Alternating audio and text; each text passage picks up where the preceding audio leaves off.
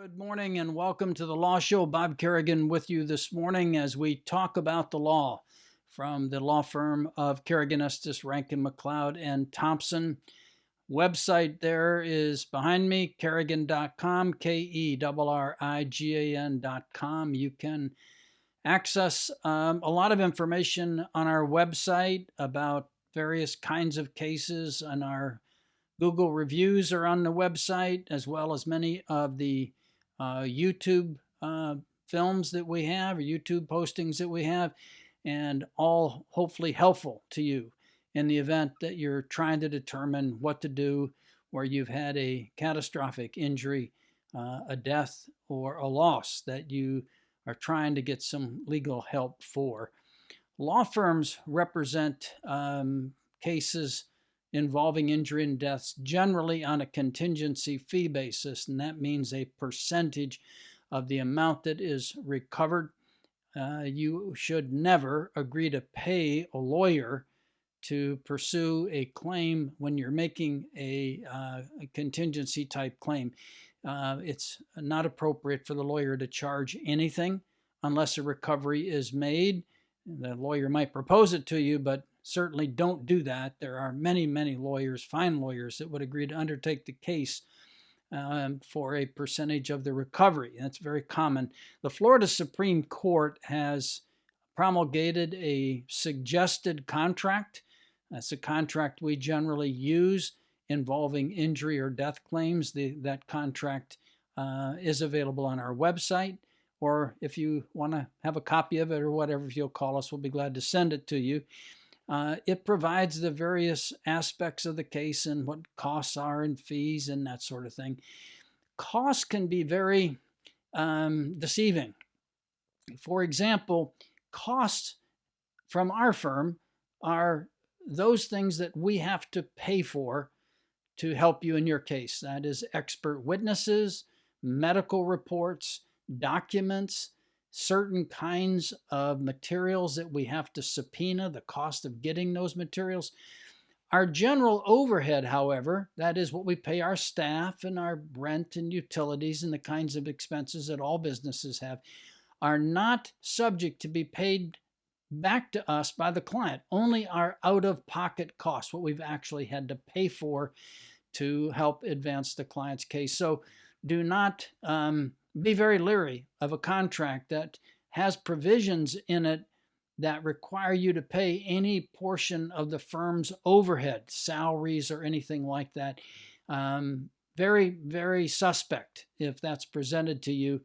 I'm going to go over now the statement of clients' rights, which are rights that the Supreme Court of Florida has said that you have, and that we want you to know what those rights are when you consider hiring a law firm to prosecute a serious case. I will say, and I've said this before in the law show, we don't file frivolous claims. We don't file claims just to get a settlement.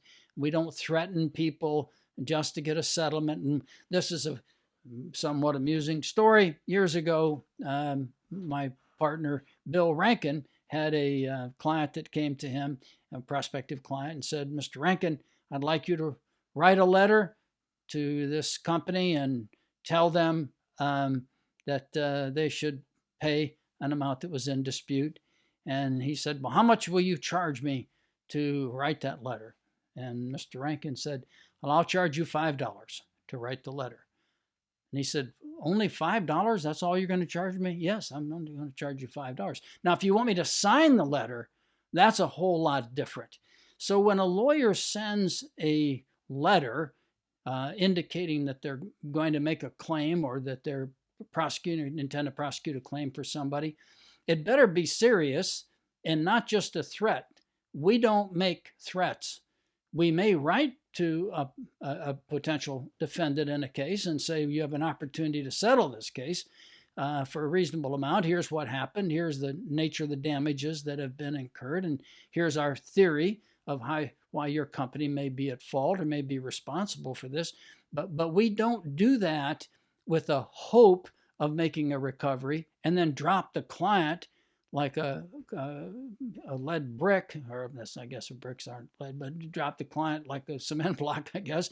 In the end, if the case doesn't settle, we don't do that. If you make a demand and you ask for a recovery for your client and it's not paid, you have to be prepared to file the lawsuit. And lawsuits only get filed where cases cannot be settled. But there are lawyers, and you don't want to find yourself in this situation where the lawyer will write a letter and hope to get some kind of recovery for the client. And when they don't, just tell the client, I'm sorry, that's all we can do. So you need to ask the lawyer, when you retain a lawyer, are you going to represent me through the case, to the conclusion of the case, all the way through a jury trial? Are you prepared to do that? Now, here's some other questions that the Florida Supreme Court has recommended that you ask lawyers, and the rights that you have in dealing with lawyers. And so I'll go over some of these for you. Now, they're available in writing, by the way. If you want a copy, you can contact us or go to our website, which is on the screen behind me, Kerrigan.com. Bob Kerrigan with you this morning. On the Law Show, we're here every Sunday morning at 9:30. Hope you'll join us, and send a text to us at any time during the show. Our text number is 850-444-4444. That is the firm phone number, but to text us, like all text, you have to precede it with 850. So 850-444-4444. For any information that you want that we have or they're disclosed on the program, if you want copies of any documents or you have any questions, you can contact us by text. You can also email us, and the email is bob@kerrigan.com on the screen, KERRIGAN.com. You email me at any time, and we'll try to respond pretty quickly. So let me go through the statement of clients' rights with you briefly this morning. Number one, there's no legal requirement that a lawyer charge a client a set fee or a percentage of the money recovered in a case. You, the client, have the right to talk with your lawyer about proposed fees and to bargain about the rate or percentage as in any other contract. That's a right that the client has. Any contingency fee contract must be in writing.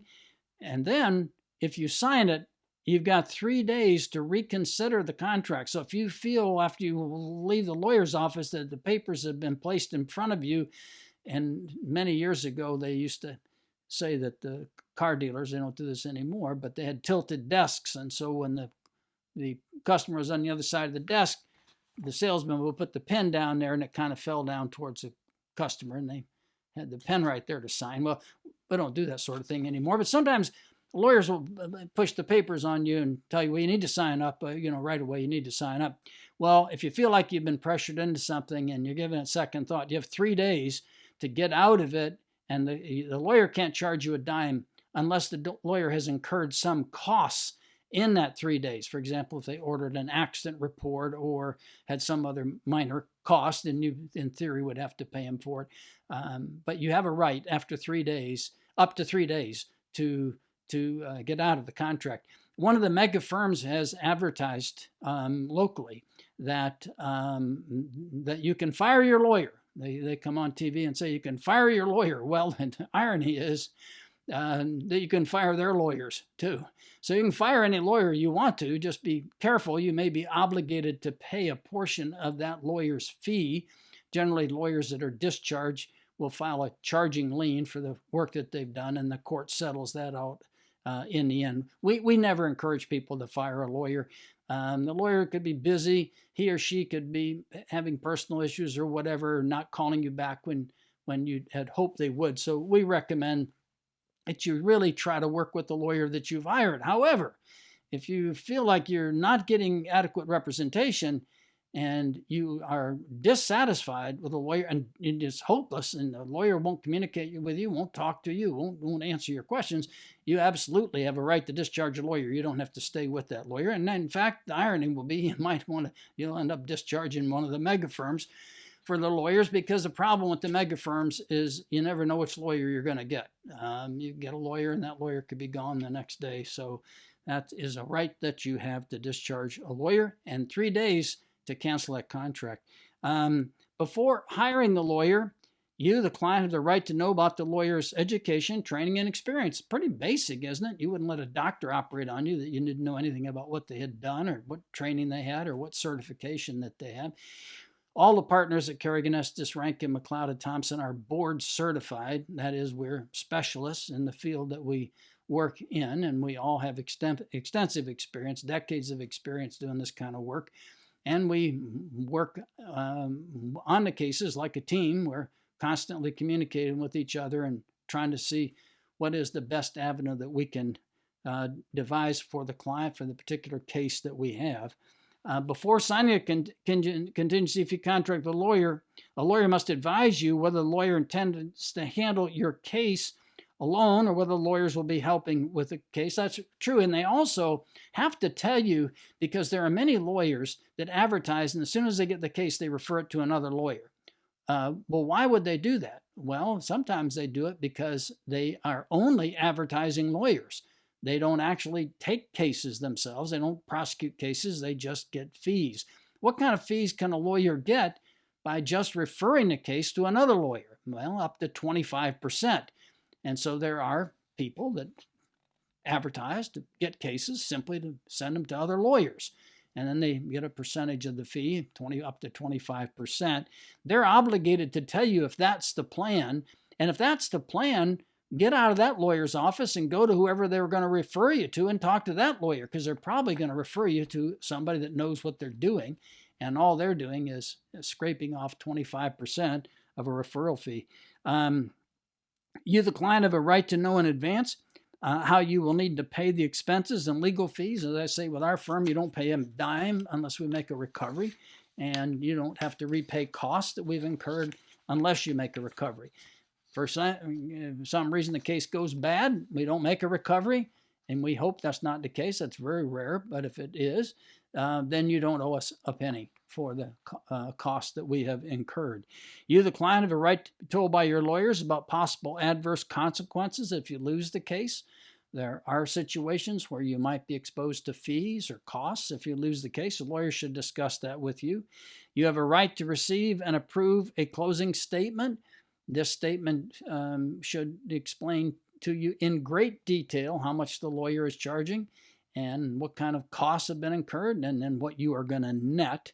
You have a right to ask the lawyer in reasonable intervals how the case is progressing. Lawyers should communicate with you, not just through their staff, but the lawyer themselves should be communicating with you. You, the client, have a right to make the final decision regarding settlement of a case. Most clients will say, what do you think? We give them our advice, and then they make up their mind based upon the advice that we give them. If they don't ask us our advice and they kind of know what they want to do, then we don't give advice. Lawyers give advice. We don't make decisions for people. You, the client, have a right to make the final decision regarding all aspects of the case, whether it's going to go to trial or not.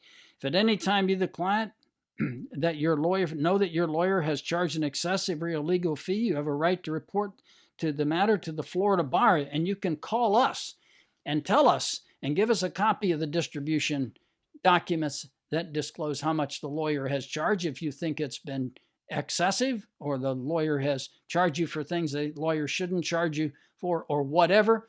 We'll review that at no cost and no charge to you whatsoever, just to assure that you've been properly treated and properly, the case has been properly concluded.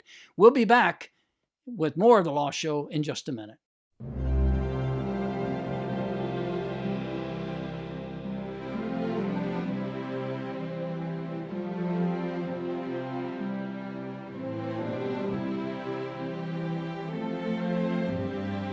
For over 30 years, we've been part of this great community. Kerrigan, Estes, Rankin, McLeod, and Thompson, representing accident victims across Northwest Florida.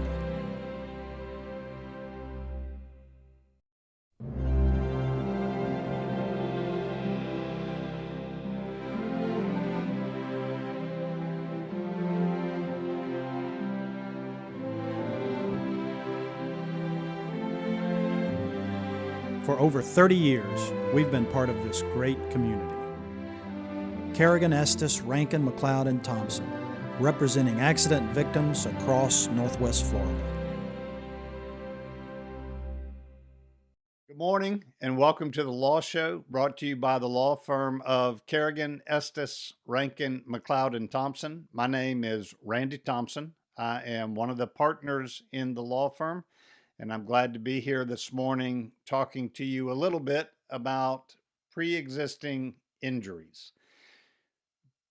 Before I get into pre-existing injuries, though, let me just tell you that our law firm is made up of attorneys who are board certified specialists. I say that with some degree of pride because I think in all of the state of Florida, there's only about 5,000 board certified attorneys, and board certified trial attorneys make up about only 2% of the entire Florida bar population. So, with some degree of pride, I say that I am a board certified specialist. You have to take extra tests. You have to have judges write things about you, about your character and your knowledge of the law.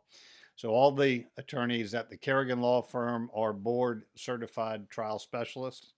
And again, like I said, I'm a little bit proud of that. Pre-existing injuries. It's a term that the insurance company likes to use in order to keep from paying a fair amount of damages. The insurance company for the car that runs into the back of your car and hurts you, that insurance company, the at-fault insurance company, will say, oh no, you're not hurt in this accident. Look, there's not very much damage at all to the car. How in the world could you be hurt? Or they'll say, no, you complained about a back pain 3 years ago in your medical records. We have them. And we know that 3 years ago you had a back problem. So your back problem is pre-existing. It wasn't caused by accident. We're not paying that. Let me tell you my perspective of pre-existing injuries. We all have them. If we're lucky to live long enough, we all will have pre-existing conditions in our bodies. We will have the normal age and the wear and tear on our spine. We will develop osteoporosis. We will develop degenerative disc disease. We will develop arthritis in some of our joints. That's all part of the normal aging process. But what that means is, as we get older, we're the least able to take a hit, to be injured, and to be able to bounce back. It's not a wives' tale that, young kids can take serious injuries and get up and go on as if nothing happened. But the pre-existing conditions that are in our bodies, the average normal wear and tear that goes on, makes us more susceptible to being hurt in an accident when an otherwise young, athletic person is in the same accident with the same force. So let me give you a real life example of how this kind of plays out with insurance companies.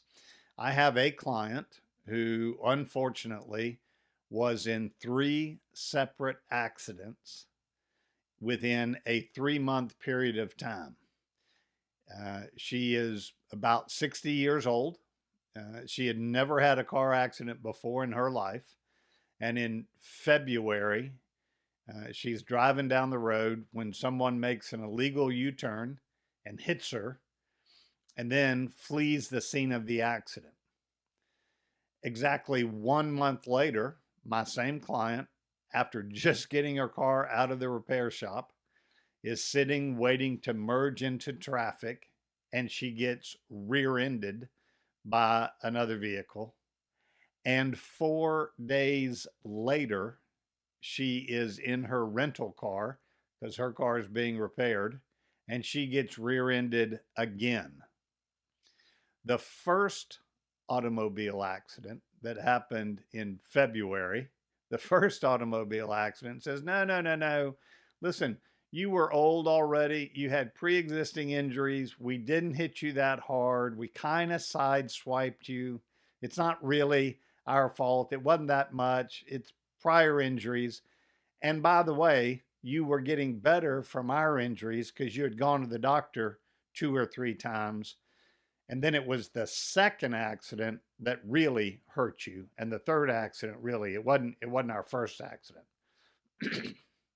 And the insurance company for the second accident says, no, no, no, no, no, wait a minute. Yes, you had pre-existing, but it was that first accident that really caused you all the hurt, that really caused all the damage, that really caused all the injury.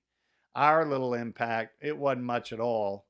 And that third accident that you were in, you can tell from the damage, you would have been a lot more hurt in that third accident than the second accident.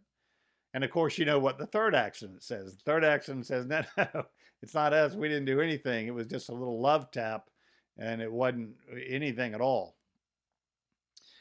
Fortunately, for injured people in the state of Florida, the jury instructions that a judge will read to the jury about pre-existing conditions and other accidents and other injuries, other accidents and mistakes causing new injuries, the instruction is very helpful to the injured person in the state of Florida. The instruction in the state of Florida is to the jury, if you can determine what accident caused what injury or what aggravation to a pre-existing injury, then you should award an amount of money to compensate the injured person for only the aggravation, only the new injury. But if you can't separate out what caused what, if you can't say within a reasonable degree of certainty which accident caused which, then you should award the plaintiff her entire damages for any of the accidents. So that is a very helpful jury instruction because in my case, my client's doctor say, well, it's a combination of all three of these. It started with the first accident, certainly, and that aggravated and inflamed her pre-existing injuries. But then the second accident and the third accident being within days, it's impossible to know which of these specifically caused the herniated disc in her neck. We know she's got herniated discs, and we know that's causing the burning, radiating pain going down into her arm and causing her fingers to be numb, but it's impossible to know which accident of these three did it. Under the law in the state of Florida, my client gets a beneficial jury instruction in where the doctors say, well, I just can't tell you. Then the jury instruction is to award her all of her damages caused by either any of the accidents. Let me tell you a little bit more about this particular case because this lady's pre-existing injuries included, and remember I told you, I think I told you she was in her 60s. This lady's pre-existing injuries include 2 hip replacements when she was in her 50s. She was born with a congenital condition. Her hips started giving her difficulties. It became more and more difficult for her to walk. And so for about 2 years, she ended up in a wheelchair. And within a 2-year window, she had 4 different surgeries. One of her left hip, one of her right hip, and then both of her knees had to be replaced. It took that woman 2 years to recover from those surgeries, to fight her way out of a wheelchair and to get back doing the things that she wanted to be doing. which was hiking and doing a lot of gardening in her own home. And by the way, she is a licensed professional. She is a healthcare practitioner and works a full-time job. She has a master's degree. This is an intelligent woman who has fought hard all of her life to overcome this congenital condition. She has surgeries to repair her hips and her knees, replace them. And then in the space of 3 months, she gets in 3 separate car accidents that are completely not her fault, and that set her way back in her ability to enjoy her life. And the insurance companies want to say, oh, come on, get over it. It's, you had all these other problems and you were only walking 4 miles a day and you're already walking 1 mile a day now. So what's the big deal? But this professional, educated woman says, no, I'm telling you, because of who I was before this accident, and because what these 3 accidents, and I don't know which one did what, but because of these 3 accidents, I am much worse off than I was before this accident. I have not rebounded to who I was before the very first accident. I want to get back to who I was, to doing the gardening, the hiking, the walking that I enjoy doing, to taking care of my patients without being in pain.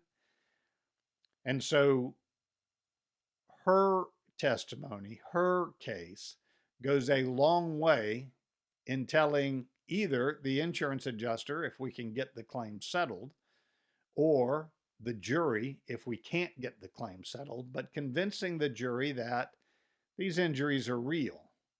And in the state of Florida, the person who's not paying attention, who causes the accident, takes the plaintiff as they find him.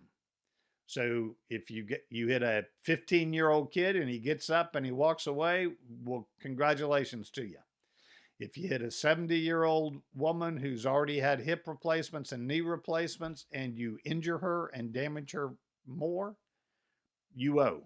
It's your responsibility to maintain your car, to drive safely, to drive responsibly, and you're responsible for the injuries that you cause. So, if you've been in a car accident and you're trying to deal with the insurance adjuster on your own, number one, I think that's a bad idea. You need to talk to lawyers who specialize in this area. Even if you don't hire the lawyer, even if we don't agree to represent you, you should at least know what your rights are. Our firm is Kerrigan, Estes, Rankin, McLeod, and Thompson. Look us up on the website. Kerrigan.com has a lot of information about our firm. But talk to a lawyer about what your rights are. Don't let an insurance company say, well, you had pre-existing injuries, and so we're not going to pay you anything. Be advised. Know your rights. I'm Randy Thompson. My email address is randy.thompson@kerrigan.com. I'm happy to answer whatever questions I can answer for you. Our law firm, Kerrigan, Estes, Rankin, McLeod, and Thompson, has offices throughout Northwest Florida, and we will be glad to answer whatever questions we can for you.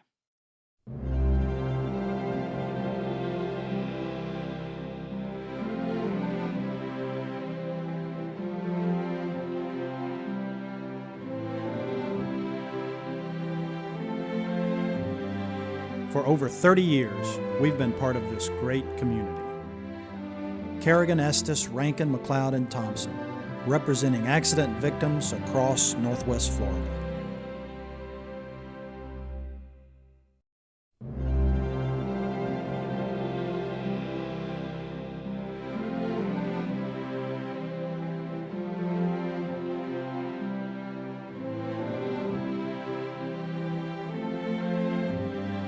For over 30 years, we've been part of this great community. Kerrigan, Estes, Rankin, McLeod, and Thompson, representing accident victims across Northwest Florida. Welcome back to The Law Show. I'm Mike McLeod, and I'll be with you for the next segment or two of the Law Show this morning. I'm one of the partners in the law firm, and we have hosted the Law Show for many years. And our law firm, Kerrigan, Estes, Rankin, McLeod, and Thompson, has been around for a long time also. The firm was started, give you a little bit of history this morning, around 1977 by Bob Kerrigan and George Estes. And shortly thereafter, just a couple of years later, Bill Rankin joined the law firm. And then in 1984, I joined the law firm, and Randy Thompson, our fifth partner and member of the law firm, joined a few years after me. And for really about 35, 40 years, we've all been together. Nobody's left. And we've been very scrutinizing about the lawyers that we've had work with us over many years. And we've hosted the Law Show for almost as many years because it allows us to introduce ourselves to viewers around Northwest Florida. We hope the material that we provide is helpful, but also we are able to let people know the kind of work we do in our law firm, which is limiting our work and practice only to accidental injury cases, wrongful death cases. Lawyers do a lot of other things, of course, estate planning, criminal defense work, divorces and family law matters, estate planning, important things that people need legal assistance with. We just decided years ago that we wanted to be trial lawyers, and we've limited what we do to representing people who are seriously injured in accidents and family members who have lost loved ones in accidents. We're board certified. We've talked about board certification in Florida in past segments. All of the practicing lawyers in the firm are board certified Florida civil trial lawyers. So that's a little bit about us. If you have a question about some of the content this morning, I know Bob Kerrigan has mentioned this earlier, you can text us at our main phone number, 850-444-4444, easy number to remember. You can email me at mike.mcleod@kerrigan.com. We work hard to reply to everyone's texts and emails, and we'll do that again this week. So in previous shows, we've talked about, well, how do these personal injury, serious injury cases get resolved? And of course, cases can be settled after an accident without the filing of a lawsuit, without any sort of formal organized way of settling. Simply, a person who's injured in an accident can deal with the at-fault person's insurance company and agree to a settlement based on what are your medical expenses, what are your lost wages, what does your future look like? And cases you can just reach an agreement, settle the case, the insurance company sends you a release, and that's the end of it. We talked a little bit more extensively about mediation a week or two ago. Mediation is a little bit more formal way of settling a case where the parties hire a third-party mediator to go through a process where each side, through the mediator, talks about their strengths and weaknesses of their case. And mediation in Northwest Florida has been very successful. And in getting cases settled, we talked previously that judges in our area like mediations because they help with their trial calendar and getting cases resolved, which is what our good judges want to see in these civil contests and cases. So what happens if cases don't get settled by simple agreement, don't get settled at mediation, and there's just no resolution to be voluntarily agreed to? Then a lawsuit is filed and a trial occurs, and then a jury decides what happens in the case. And it's one of the resolutions where the parties really don't have any control about what the outcome is. I looked at some statistics that are pretty interesting about lawsuits that have been filed in Florida over the last 10 years. And these statistics come from floridacourts.org, and it's actually FLCOURTS.org, floridacourts.org. Florida's abbreviated. And you can find a lot of statistics about lawsuits in Florida, a lot of details that I'm not going to provide this morning. But the interesting part of it, I think, to me, is that if you go back 10 years in Florida, there were 500, I'm going to round these numbers off, but there were 500,000 lawsuits filed in Florida 10 years ago in about 2010. And then if you move forward to even 2012 and 2013, there were just 300,000 lawsuits filed in Florida. So dropped by about 40%, the lawsuit filing over that just several year period. And then if you come on up to just a year ago, the lawsuits, civil lawsuits, and a civil lawsuit is not a criminal case. It's a case where there's a dispute between two businesses or two parties or two persons, or just a civil dispute. Usually, not always, over money damages. So 10 years ago, 500,000 lawsuits filed in Florida. 7 years or so ago, down to 300,000. And then last year, about 200,000 lawsuits filed in Florida.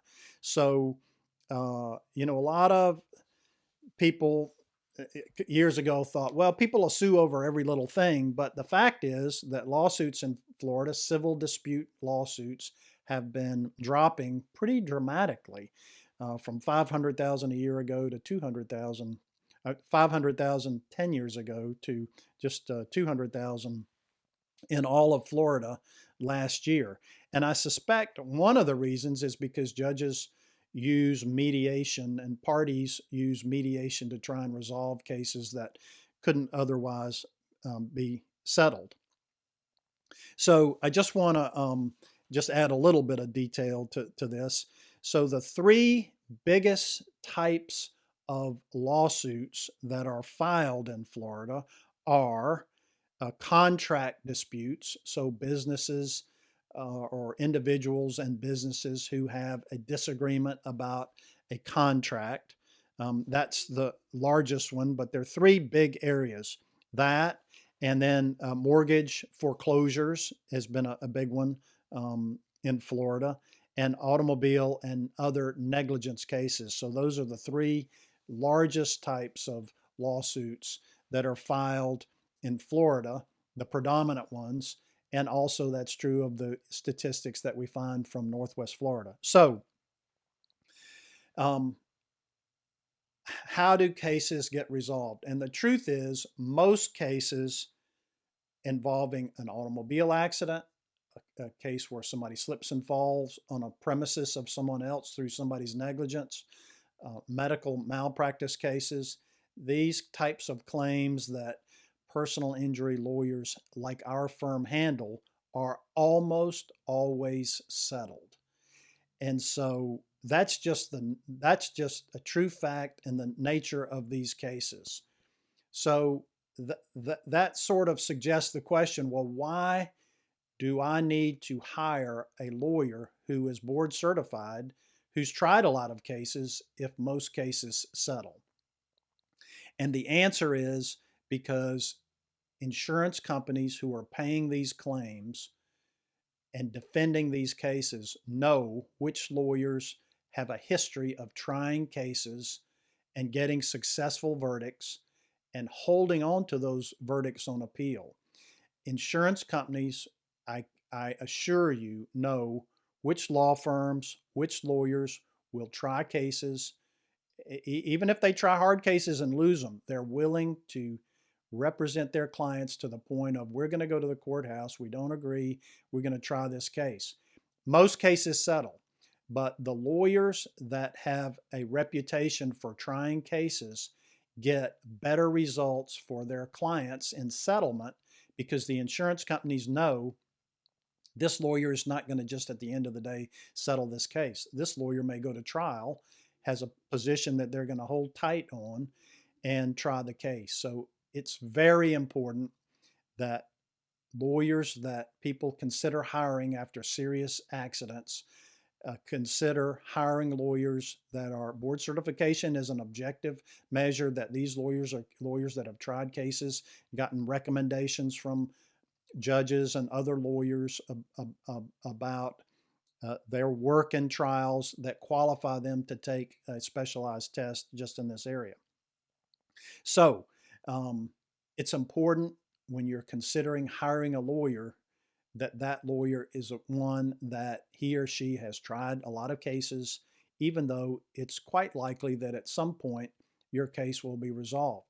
I used to think years ago that people wanted a lawyer who was going to fight for them, and I think that is very important. You do want a lawyer who's going to look out for your best interests, but I really think people like to see resolution to their cases, and they like to be compensated fairly and be able to move on. And so lawyers who've tried cases can get better results for their clients and get them sooner, I think, rather than later.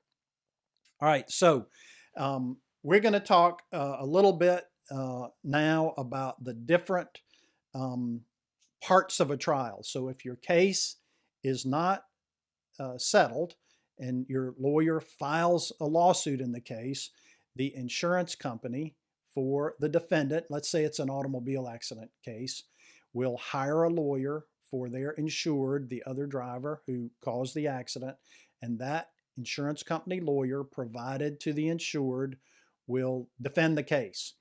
And lawsuits are filed when a complaint is filed, and then the defense lawyer files an answer. And then after some what we call discovery, that is finding out about the other person's case, and sometimes depositions are taken, and depositions are a sworn question and answer session where the lawyers on either side of the case can find out what the other party is going to say. Defense lawyers can find out what the plaintiff, the injured person, injury is and what their view of the case is. Witnesses to the accident will be deposed typically to find out what do these witnesses say about how the accident happened. Sometimes expert witnesses will be deposed, witnesses that can render opinions based on their qualifications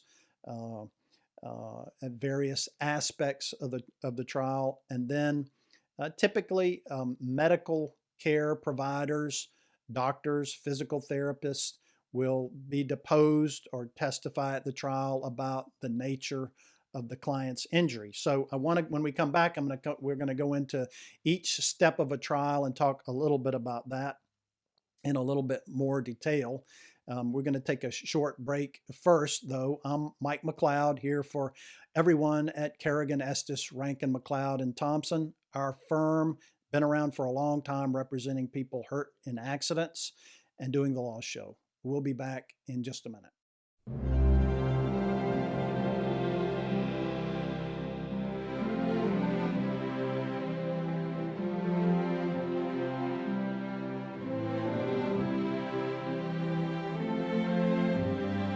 For over 30 years, we've been part of this great community. Kerrigan, Estes, Rankin, McLeod, and Thompson, representing accident victims across Northwest Florida.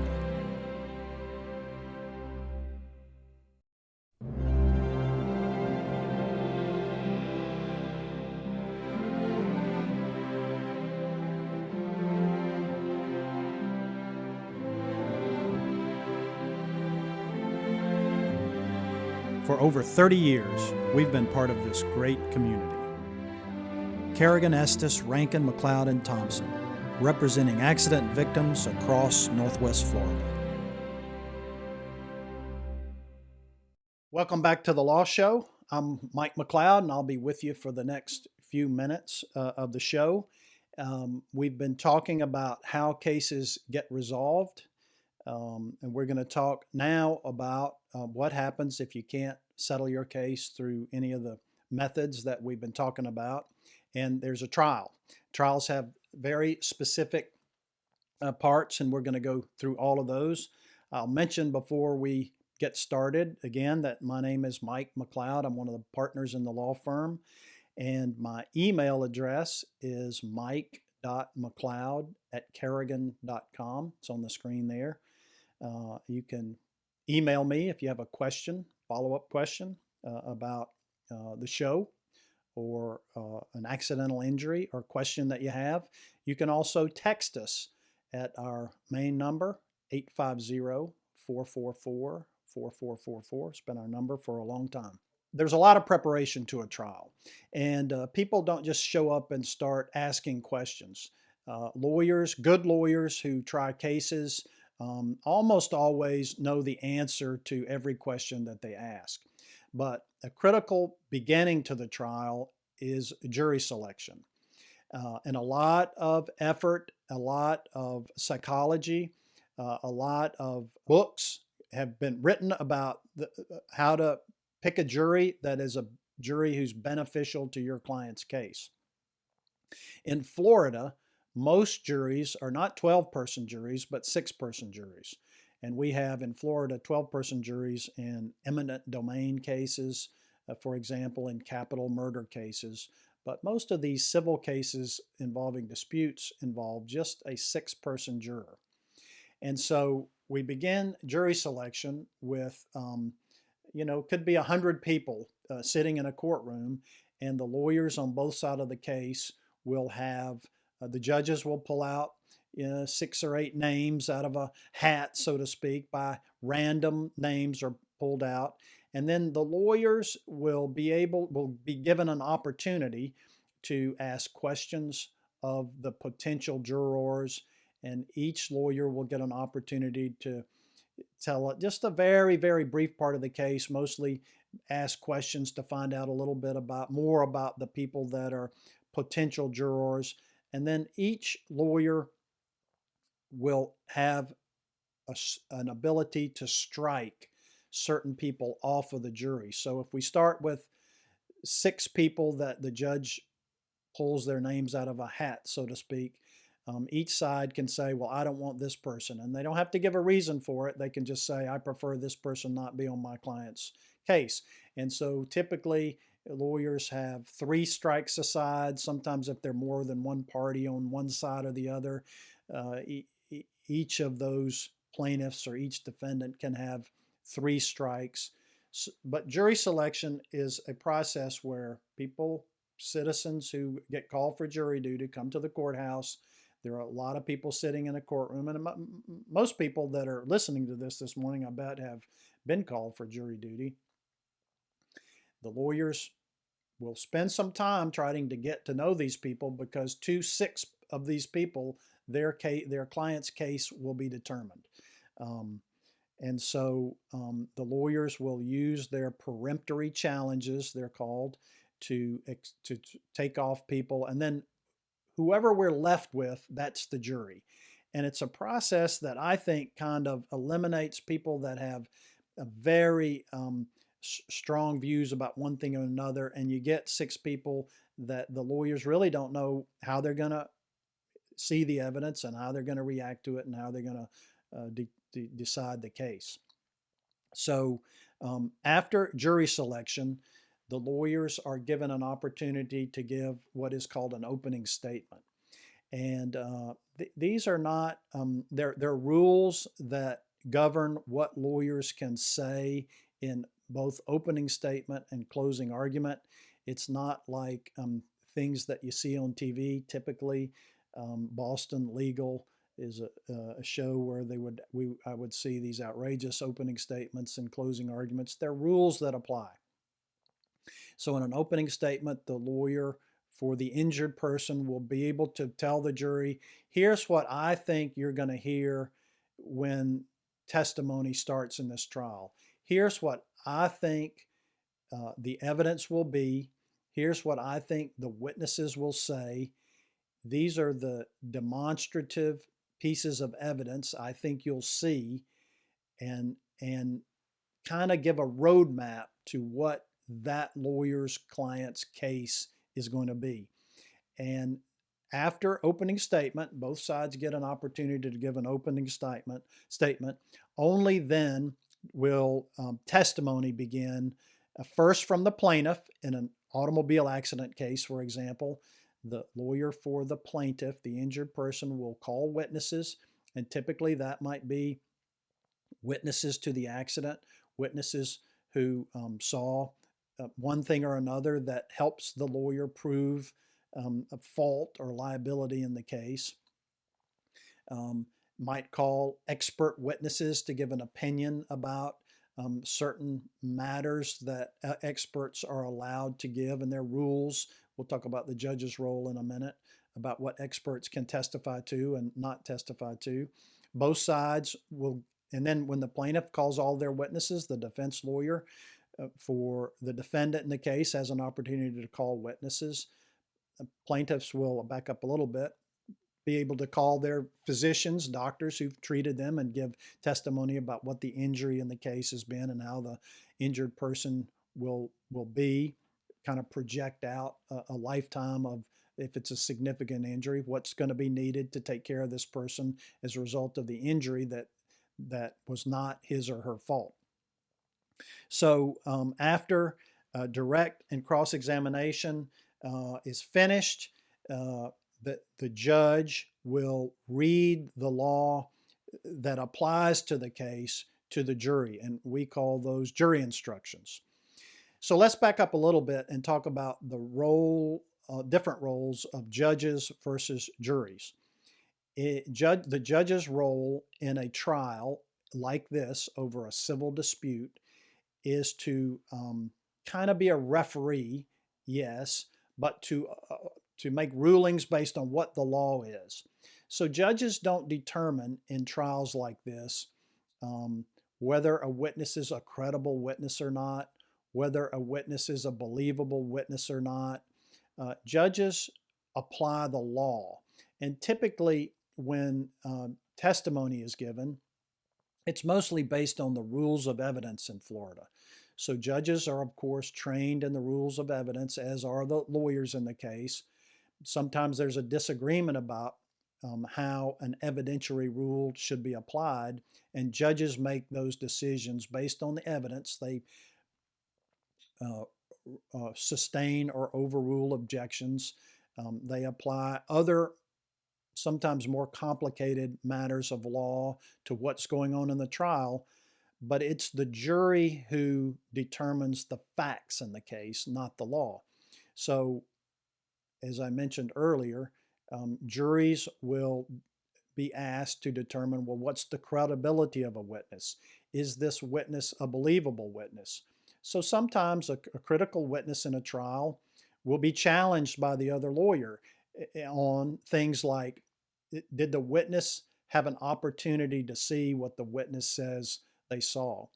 Is the witness have an interest in the outcome of the case?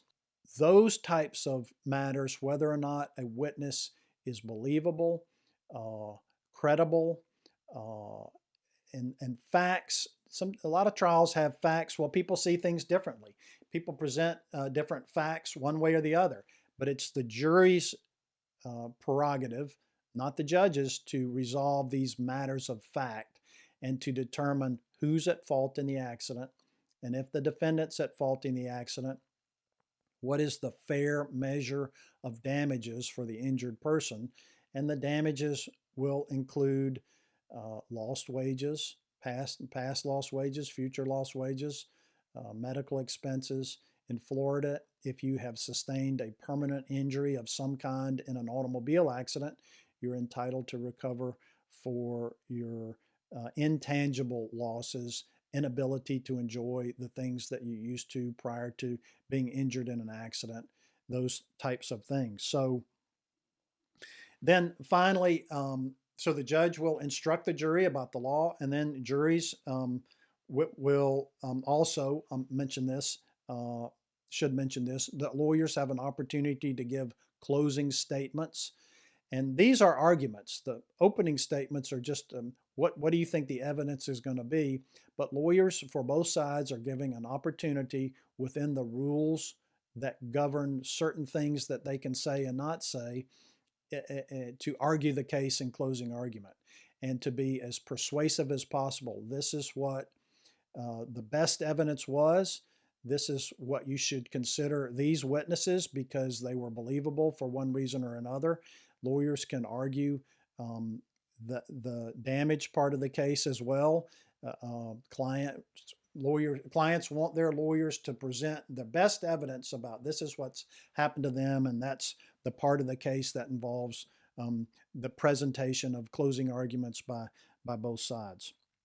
So finally, juries will, and a lot of people have served on juries that I suspect that are watching the law show this morning. Juries then leave to do their deliberations. They're given no more guidance than what we've already talked about. Jury instructions are given to them. And juries can take 30 minutes and render a very substantial verdict. They can take more than a day to come to a unanimous decision, and their decision in most cases does have to be unanimous, and then they return a verdict. So there are a couple of opportunities after the verdict is rendered for the verdicts to be altered or changed. So after a verdict is rendered, both sides, the plaintiff, which is the injured person again, or the defense, has an opportunity to say something happened to the trial judge, to come back to the judge who presided over the trial and say something happened in the trial that wasn't right. Not just that they were disappointed with the outcome of the case, but that there was a matter of law that was ruled upon incorrectly, or something happened as a matter of law that should change the outcome of the case. And these are called post-trial motions that the trial judge will hear after the verdict. And then once the judge enters a judgment for whichever party was successful in the trial, then of course there can be appeal, and there are a lot of rules about appeals. And some cases, some verdicts are appealed and some verdicts are not appealed. So that's kind of a very brief roadmap of the stages of a trial, which occurs if cases cannot be resolved by some of these other means. So I hope all of this has been somewhat helpful. I think one of the things we can take from this is that it's very important to have a lawyer who's got experience in handling personal injury cases. If you have a serious injury as a result of an accident that was not the fault of your own. That's our show for this morning. I want to thank everybody for watching the Law Show. We get a lot of comments, which we appreciate. We try to answer questions when we get them.